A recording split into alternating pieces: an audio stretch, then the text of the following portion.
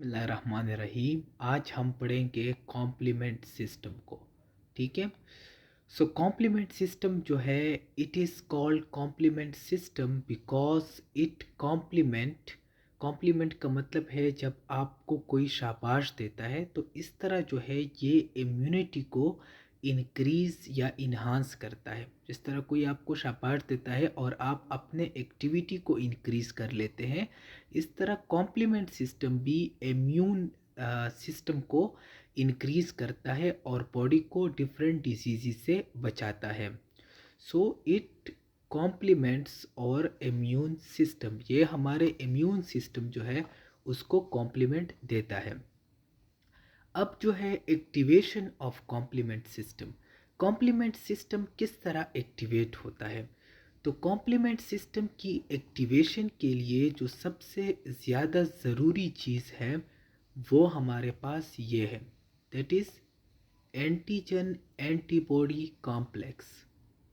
अब एंटीजन क्या है, एंटीजन को समझ लें। एंटीजन ये बैक्टीरिया का सेल है जो कि फॉरेन बॉडी है, जो कि हमारी बॉडी के लिए नुकसानदेह है। इसके ऊपर एक प्रोटीन होता है जिसको एंटीजन कहते हैं। तो हमारी बॉडी क्या कर लेता है, उस एंटीजन के लिए उसने अपना फौज बनाया हुआ होता है जिसको कहते हैं एंटीबॉडी।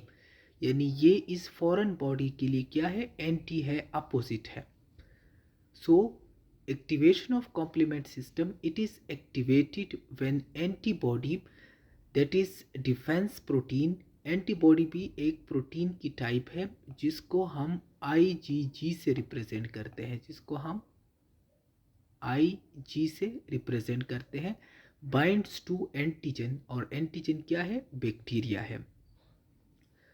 तो हमारे कॉम्प्लीमेंट सिस्टम किस तरह एक्टिवेट होता है, जब एंटीबॉडी जो है वो एंटीजन के साथ बाइंड हो जाती है। और एंटीजन कहाँ प्रेजेंट होता है, वो प्रेजेंट होता है बैक्टीरिया के ऊपर।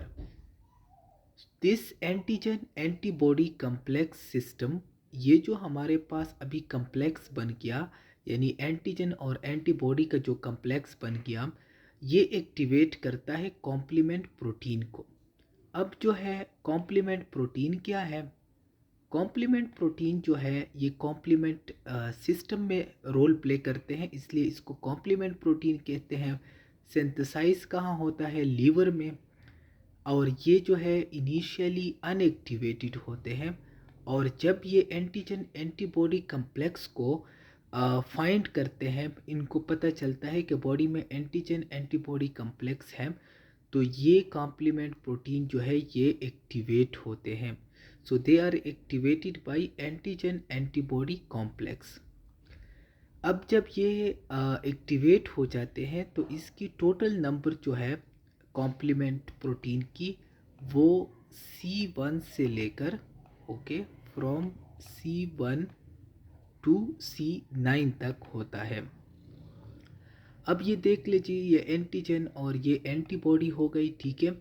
अब ये जब हो गई तो इसके साथ कॉम्प्लीमेंट प्रोटीन बाइंड होगा। तो पहला कॉम्प्लीमेंट प्रोटीन जो बाइंड होता है वो होता है C1, ठीक है, कॉम्प्लीमेंट प्रोटीन टाइप 1।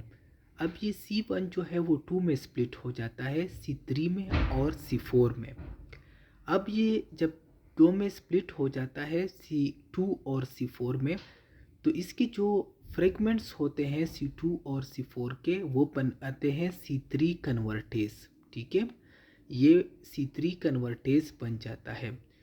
अच्छा जी, अब इस स्लाइड को देख लें, इससे आपको बहुत अच्छी तरीके से इसका पता चल जाएगा कि जब एक एंटीजन एंटीबॉडी कम्प्लेक्स बन जाता है तो उसके साथ पहले पहले C1 अटैच हो जाता है।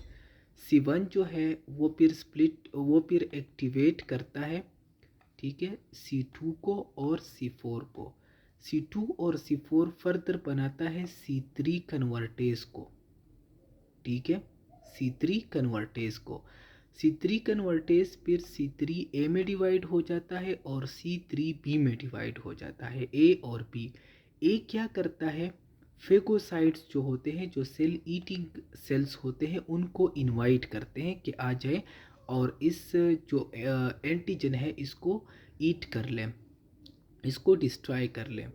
C3B जो है वो फिर C5 में कन्वर्ट होती है, और C5 जो है वो C5A और C5B में कन्वर्ट होती है। C5B जो है ये बाइंड हो जाती है C6, C7, C8 और C9। तो C6 से लेकर जो हमारे पास C9 तक है, ये बुनियादी तौर पर इस एंटीजन को डिस्ट्रॉय करती है। तो इनको कहते हैं membrane attack protein from C5B to C9। ये क्या करते हैं, ये मेक अ होल, ठीक है, or pore in the bacteria, ये बैक्टीरिया के अंदर एक पोर क्रिएट कर लेते हैं, और उसके ज़रिए ये जो है क्या कर लेते हैं कि इस पोर के थ्रू वाटर इंटर होता है सेल के अंदर, और ये सेल जो है ये इतना स्वेल कर जाता है, ये इतना बड़ा हो जाता है कि ये फिर डिस्ट्रॉय हो जाता है, इसकी सेल लाइसिस हो जाती है, और ये सेल क्या हो जाता है, बर्स्ट हो जाता है। जिस तरह के गुब्बारे में आप ज़्यादा हवा भर दें और वो फिर बर्स्ट हो जाती है। तो हमने पढ़ा कि कॉम्प्लीमेंट सिस्टम जो है ये हमारे इम्यून सिस्टम जो है उसके अंदर जब कोई एंटीजन आ जाए तो उसके साथ जब एंटीबॉडी बाइंड हो जाए तो वो क्या कर लेता है, एक कॉम्प्लीमेंट प्रोटीन को एक्टिवेट करता है। कॉम्प्लीमेंट प्रोटीन की 9 जो है वो तादाद होती है, C1 to C9। और फिर जो है ये कुछ इस तरीके से, आप अगर इसके नाम भी याद रख ले तो काफ़ी है। और इस जो पाथवे जो ये अप्लाई करता है इसको कैस्केड कहते हैं, क्योंकि C1 C2 को एक्टिवेट करता है, C2 C3 को, C3 C5 को, और C5 जो है वो 6 7 8 9। और बुनियादी तौर पर जो सेल के अंदर पोर प्रोड्यूस करता है और सेल को डिस्ट्रॉय करता है वो ये प्रोटीन है, जो C5 से लेकर C9 तक है।